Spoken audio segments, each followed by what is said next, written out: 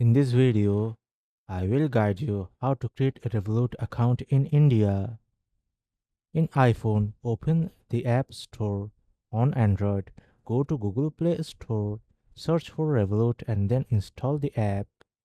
Open the Revolut app and tap Sign Up. Enter your mobile number and select India +91 as the country code. Input the SMS verification sent to your phone. Fill in your full name, date of birth, and address. Ensure all details are correct. Upload a photo of your ID like passport or Aadhaar card. Take a selfie for identity verification. Choose a strong password for your account. Link a credit or debit card or a bank account. Read and accept Revolut's terms and conditions. Tap Submit or Create account to finish the setup.